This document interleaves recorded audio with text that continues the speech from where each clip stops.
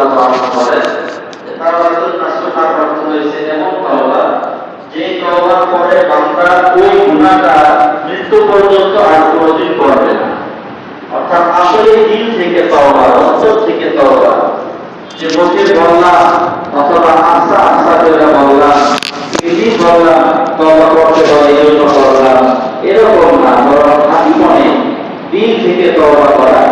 যে এমন ভাবে বান্দা তওবা করলো খাঁটি মনে, যে তওবা করে ওই গুনাহ মৃত্যু পর্যন্ত সে আর কখনো করে না। তো ওই গুনাহ যদি বান্দা আর কখনো না করে, তাহলে বুঝা গেল সে একেবারে খাঁটি মনে, ফ্রেশ মনে সত্যি সত্যি আল্লাহ তাআলাকে খুশি করার জন্য তার গুনাহের প্রতি লজ্জিত হইয়া বান্দা আল্লাহ তাআলার কাছে তওবা করছে। তওবার ব্যাপারে একটি প্রসিদ্ধ হাদিস আছে, হাদিসে কুদসি। রাসূল সাল্লাল্লাহু আলাইহি ওয়াসাল্লাম বলেন যে আল্লাহ রাব্বুল আলামিন নিজে বলতেছেন যে হে বান্দারা, যতক্ষণ পর্যন্ত তোমরা আমার কাছে চাইতে থাকবে, আমাকে ডাকতে থাকবে, ততক্ষণ পর্যন্ত আমার সাহায্য তোমরা পাইতে থাকবে। তোমরা যতক্ষণ পর্যন্ত আমাকে ডাকবে, ততক্ষণ পর্যন্ত আমার সাহায্য তোমরা পাবে।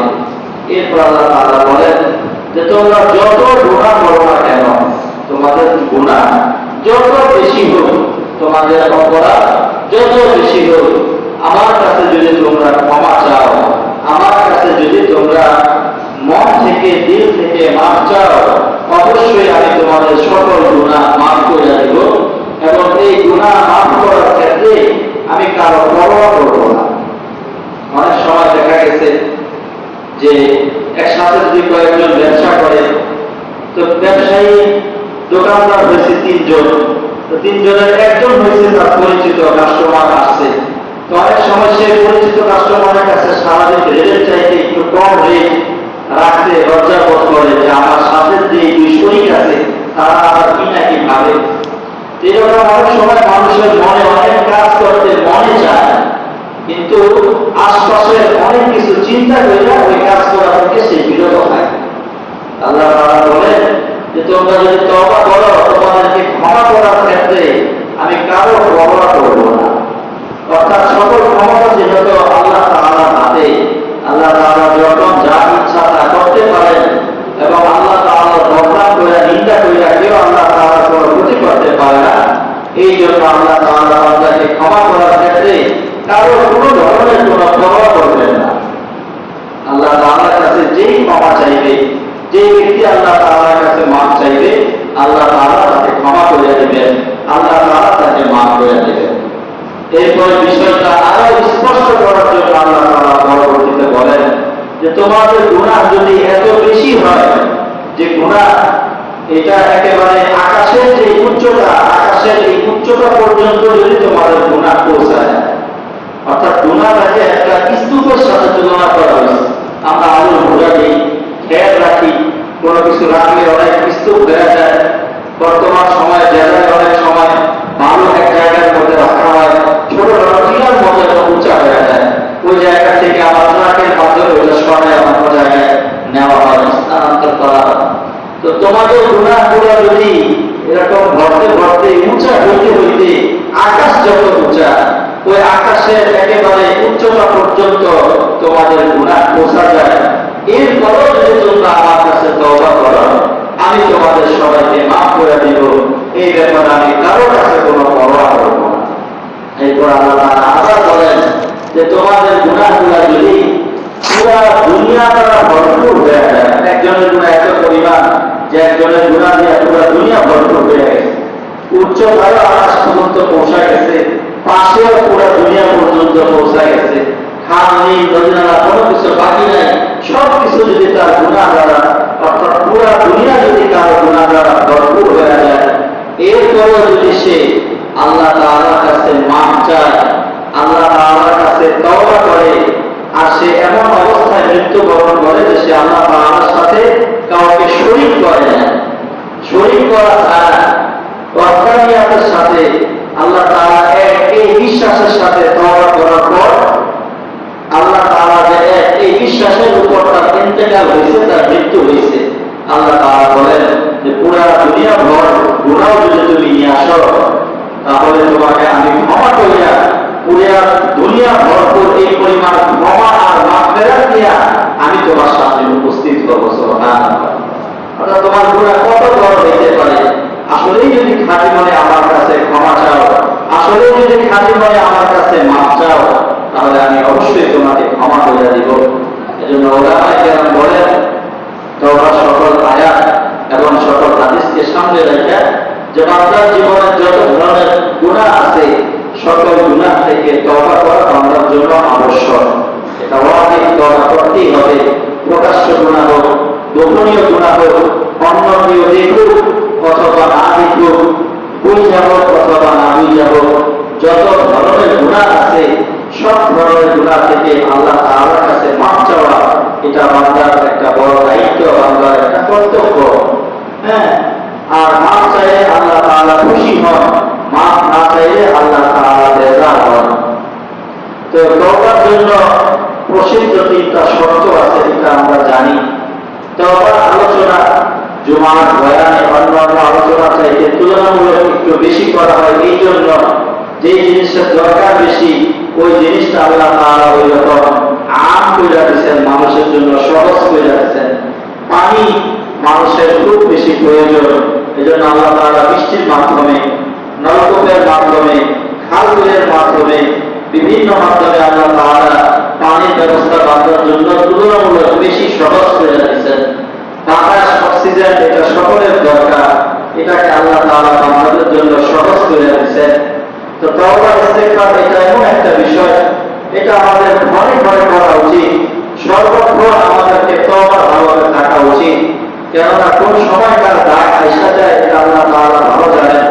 এই জন্য বেশি বেশি তওবা ইস্তেগফারে ভালোভাবে থাকলে আশা করা যায় আল্লাহ তাআলা ক্ষমা পাওয়া আমাদের জন্য সহজ হবে। এই জন্য তওবা ইস্তেগফার আলোচনাও করা হয় বেশি, যেহেতু এটা দরকারও বেশি। তো তওবার প্রসিদ্ধ তিনটা শর্ত হয়েছে যে যে গুনাহ বান্দা করছে এই গুনাহের জন্য লজ্জিত হওয়া, আল্লাহ তাআলার কাছে লজ্জা পাওয়া, যে আল্লাহ আপনার আদেশ ছিল এইরকম, আমি করছি এটার উল্টাটা, আমি বিপরীত কাজ করছি, আমি ভুল করছি। তো বান্দা প্রথমে লজ্জিত হবে, লজ্জিত হওয়ার পরে সে যে গুনাহের মধ্যে ছিল সাথে সাথে ওই গুনাহটা সে ছাইড়া দিবে, ওই গুনাহ আর কখনো করবে না, ওই গুনাহের মধ্যে সে আর অটল থাকবে না, গুনাহটা ছাইড়া দিতে হবে। তৃতীয় শর্ত হয়েছে যে আল্লাহ তাআলার সাথে পাক্কা ওয়াদা করতে হবে যে এই গুনাহ ভবিষ্যতে আমি আর কোনোদিন করব না, এই গুনাহ আমি আর কোনোদিন করব না, এই গুনাহ আমি ছাড়লাম, আমার মৃত্যু পর্যন্ত ইনশাআল্লাহ এই গুনাহের ধারে কাছেও আমি কখনো যাব না। এইভাবে এই তিনটা শর্ত যখন পাওয়া যাবে তখন আশা করা যায় বান্দার এই তওবা আল্লাহ তাআলা কবুল করবেন। এরপরে যদি এমন হয় যে কেউ তওবা করলো আমি কখনো নামাজ ছাড়বো না, এরপরে আবার তার গুনাহ হয়ে গেল, ভুল হয়ে গেল, সে আবার নামাজ ছাইড়া দিল, তখন তার উপর দায়িত্ব হয়েছে সে আবার তওবা করবে, আবার আল্লাহ তাআলার কাছে ক্ষমা চাইবেন। আসলে যদি খাঁটি মনে ক্ষমা চায় আল্লাহ তাআলা আবার মাফ করবেন। এভাবে যতবার খাঁটি মনে আল্লাহ তাআলার কাছে মাফ চাইবে, আবার নফসের ধোঁকায় হোক, শয়তানের ধোঁকায় হোক, ভুলে আবার যদি গুনাহটা কইরা ফেলায়, তাহলে এটা ভাবা যাবে না যে আমি বারবার আল্লাহ তাআলার কাছে ক্ষমা চাইতেছি, আর কিভাবে ক্ষমা চাই, এইভাবে ভাবা যাবে না। বরং এইভাবে ভাবতে হবে যে আল্লাহ তাআলার রহমত আমার গুনাহ চাইতে, আমার ভুলের চাইতে অনেক বেশি বড়। এই জন্য আল্লাহ তাআলার রহমত থেকে আমাকে নিরাশ হওয়া যাবে না। আল্লাহ তাআলার রহমতের আশা রেখা খাঁটি মনে, খাঁটি দিলে আবার আল্লাহ তাআলার কাছে ক্ষমা চাইতে হবে। এইভাবে খাঁটি মনে আসলে অন্তর থেকে যদি কেউ বারবার ক্ষমা চাইতে থাকে, আল্লাহ তাআলা ওই গুনাহ থেকে বাইরে থাকার তৌফিক ওই বান্দাকে এক সময় দিয়া দেন। এরপর দেখা যায় বাস্তবে ওই বান্দা ওই গুনাহ থেকে বিরত থাকতে পারে। তো তওবা আল্লাহ তাআলার অনেক পছন্দনীয় একটা আমল। এমন অনেক নজির আছে পৃথিবীতে যে বান্দা সারা জীবন আল্লাহ তাআলার নাফরমানি করছে, মৃত্যুর 1 বছর 2 বছর আগে সে তওবা করে ভালো মানুষ হয়ে গেছে।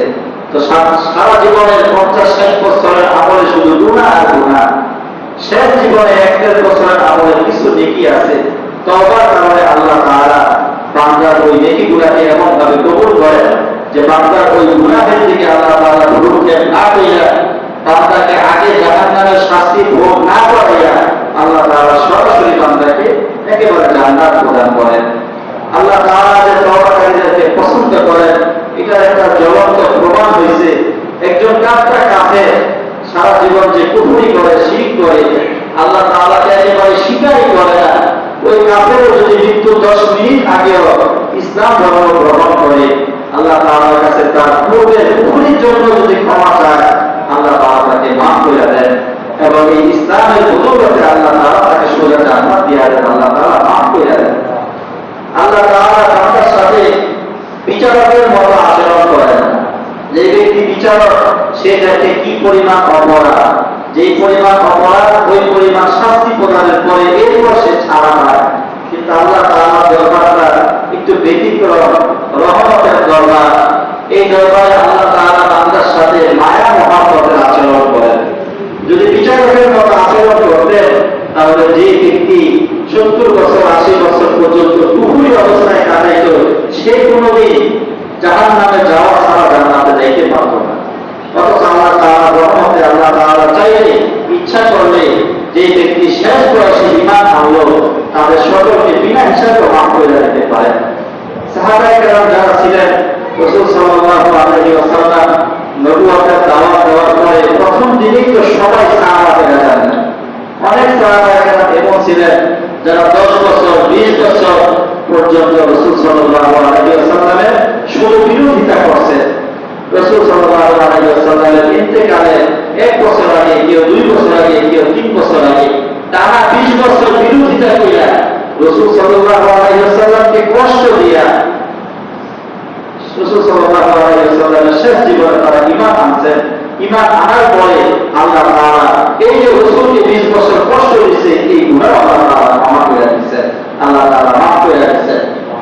হযরত আবু সুফিয়ান রাদিয়াল্লাহু আনহু তো ইসলামের শুরু থেকে তিনি রাসূল সাল্লাল্লাহু আলাইহি ওয়াসাল্লামের বিরোধিতায় লিপ্ত, মক্কার পুরা 13 বছর বিরোধিতায় লিপ্ত। প্রথম যুদ্ধে যখন আবু জাহলের ইন্তেকাল হয়ে গেল, এরপরে যেই কয়েকটা যুদ্ধ হয়েছে কাফেরদের সাথে প্রত্যেকটা যুদ্ধের নেতৃত্ব দিয়েছে এই আবু সুফিয়ান। তো মক্কা বিজয়ের সময় 8ম হিজরিতে অর্থাৎ আল্লাহর রাসূলের ইন্তেকালের মাত্র 2 বছর আগে এই সাহাবী ইসলাম ধর্ম গ্রহণ করলেন। এরপরে ইসলাম ধর্ম গ্রহণ করার কারণে, পূর্বের ভুল স্বীকার করার কারণে সে সাহাবী হয়ে গেলেন।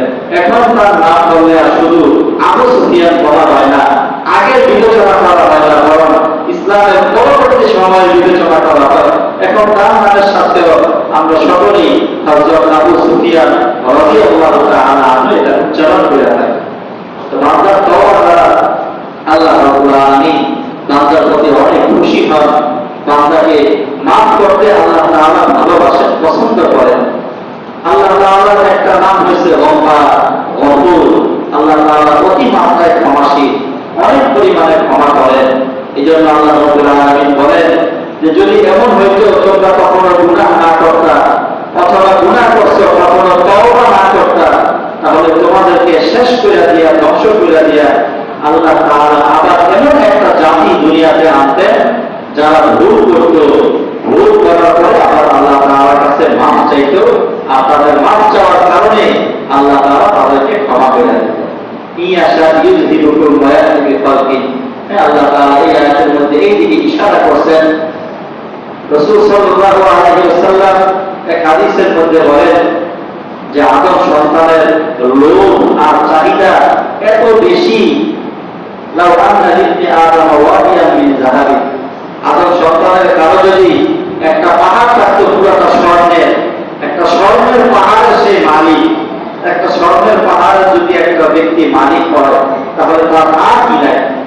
প্রত্যেকদিন যদি 10 কেজি করে স্বর্ণ বিক্রি করে তার পরিমাণ যদি থাকে তার সারা জীবন শেষ হয়ে যাবে, স্বর্ণ শেষ হবে না। তার চাহিদা পূরণের জন্য আর দুনিয়াতে কিচ্ছু বাকি থাকবে না। একটা পাহাড় পরিমাণ স্বর্ণের মালিক হলে সে সব কিছুই করতে পারে। এরপরে তার লোভ অন্তরের মধ্যে এত বেশি, সে একটা পাহাড় পরিমাণ স্বর্ণের মালিক হইলে সে কামনা করবে যে আমার আরো একটা স্বর্ণের পাহাড় হোক। এভাবে আমরা লোভ বাড়তে থাকে। মানুষ বয়স্ক হয় কিন্তু তার মধ্যে যে আশা, আকাঙ্ক্ষা আর লোভ এটা পুরা হয় না, এটা দিন দিন যুবক হইতে থাকে। লোভ আর আশা এটা শক্তিশালী হইতে থাকে। বয়স হয়ে যায় 80, 90, 100 বছর বয়স হয়ে যায়, কিন্তু আশা এবং লোভ লালসা এটা বান্দার দিন দিন বাড়তে থাকে। তো রাসূল সাল্লাল্লাহু আলাইহি ওয়াসাল্লাম বলেন, ওয়ায়াতুবুল্লাহু আলা মান তাবা, এত লোভ, এত লালসা, এত ভুল ভ্রান্তির পরেও কেউ যদি আল্লাহ তাআলার কাছে তওবা ইস্তেগফার করে, তাহলে আল্লাহ তাআলা তাকে ক্ষমা করে দিবেন, আল্লাহ তাআলা তাকে মাফ করে দিবেন। এরপরে একটা প্রসিদ্ধ হাদিস আছে যে সমগ্র মানব জাতির তওবা আল্লাহ তাআলা কতদিন পর্যন্ত কবুল করবেন। একটা হাদিস আছে, দীর্ঘ একটা হাদিসের শেষে একটা ছোট্ট অংশ, অর্থাৎ হাদিসের মধ্যে আরো অনেক বিষয় নিয়ে আলোচনা হয়েছে। এরপর শেষের দিকে রাসূল সাল্লাল্লাহু আলাইহি ওয়াসাল্লাম বলেন, হযরত যিদ ইবনে মুবাইস থেকে বর্ণিত, যে আল্লাহ তাআলা যেই দিন আসমান এবং জমিন সৃষ্টি করছেন, সেই দিন পশ্চিম দিকে তওবার জন্য একটা দরজা আল্লাহ তাআলা সৃষ্টি করে রাখছেন। এই দরজার আমাদের এই দরজার থেকে এই দরজার একটা প্রশস্ততা আছে না, ফিটের একটা হিসাব আছে না। তো ওই যে আল্লাহ তাআলা বান্দার তওবা কবুলের জন্য যে দরজা প্রস্তুত করছেন, এটার প্রশস্ততা রাসূল সাল্লাল্লাহু আলাইহি ওয়াসাল্লাম বলেন যে একজন সওয়ারি করতে, যে উটের মধ্যে উঠা চলে, ঘোড়ার মধ্যে উঠা চলে, একজন সওয়ারি টানা 40,000 বছর অথবা টানা 70,000 বছর পর্যন্ত যদি ওই এক দরজা থেকে আরেক দরজা পর্যন্ত যাইতে চায়, তার এই এক দরজা থেকে আরেক দরজা পর্যন্ত যায় সে শেষ করতে পারবে। এটা এত প্রশস্ততা, এত বড়, যে টানা 40 বছর, টানা 70 বছর পর্যন্ত একজন সওয়ারি, একটা লোক যদি পৃথিবীর এই মাথা থেকে এই মাথা পর্যন্ত টানা 40 বছর চলে, পৃথিবীর এই মাথা থেকে এই মাথা কয়েক মাসে আন্দোলন করতে পারবে, যাইতে পারবে। একটা ব্যক্তির পক্ষে এটা সম্ভব না, সে একাধারে চলবে। কিন্তু হিসাব করে নেন, কল্পনা করেন, যদি একটা ব্যক্তি টানা 40 বছর একটা ঘোড়া নিয়ে শুধু ছোটে আর ছোটে, চড়ে আর চড়ে, তাহলে সে কি পরিমাণ দূরত্বে সে পথ অতিক্রম করতে পারবে। আর যদি 70 বছর হয়, তাহলে তো সেটা আরো বেশি। এত প্রশস্ত, এত বড় একটা দরজা আল্লাহ তাআলা পশ্চিম দিগন্তে তওবার জন্য এটা সৃষ্টি করে রাখছেন, এবং ওই তওবার দরজাগুলো খোলা অবস্থায় আছে। কিয়ামতের 10টা বড় বড় আলামত আছে। এর মধ্যে একটা আলামত হয়েছে, সূর্যটা এখন পূর্ব দিক থেকে উঠা পশ্চিমে ডুবে। ওই বড় বড় 10টা আলামতের একটা আলামত হয়েছে, ওই দিন সূর্য পূর্ব দিক থেকে উদিত হবে না, পশ্চিম দিক থেকে উদিত হবে। পশ্চিম দিক থেকে উদিত হইয়া ঠিক মাঝ আকাশে আসবে। মাঝ আকাশে আইসা আবার পূর্ব দিকে ঢুকবে না, মাঝ আকাশে আইসা কিছুক্ষণ স্থির থাকার পর আবার স্বাভাবিক নিয়মে পশ্চিম দিকে ডুবে যাবে।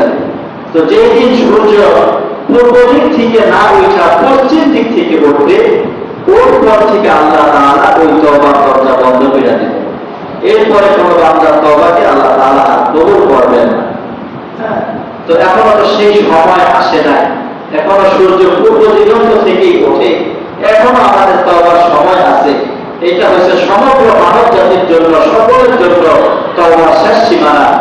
আর প্রত্যেক ব্যক্তির জন্য তওবার শেষ সীমানা হয়েছে তার মৃত্যুর আগ মুহূর্ত পর্যন্ত। আল্লাহ তাআলা বান্দার তওবা কবুল করেন, ইয়াকবালুল্লাহু তাওবাতাল আবদি মা লাম ইউগররি। মৃত্যুর আগ মুহূর্তে মানুষের যে মৃত্যুর গড়গড়া শুরু হয়ে যায়, আমরা বলে আয়েশ উঠে গেছে, সময় শেষ হয়ে আসছে, পা ঠান্ডা হয়ে গেছে।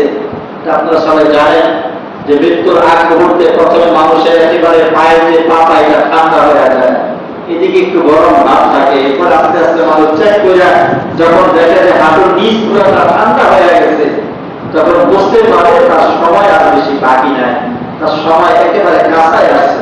পায়ের হাঁটুর নিচ পর্যন্ত ঠান্ডা হয়ে গেলে এরপরে মানুষ সর্বোচ্চ 2 থেকে 3 ঘন্টা হয়তো হায়াতে থাকে, এরপর তার হায়াত শেষ হয়ে যায়। তো বান্দার যখন মৃত্যুর গড়গড়া শুরু হয়ে যায়, সবাই যখন বুঝতে পারে, একটা অনুমান করতে পারে, ওই ব্যক্তিও যখন বুঝতে পারে আমার সময় শেষ, ওই সময় আল্লাহ তাআলা তার তওবা কবুল করেন না।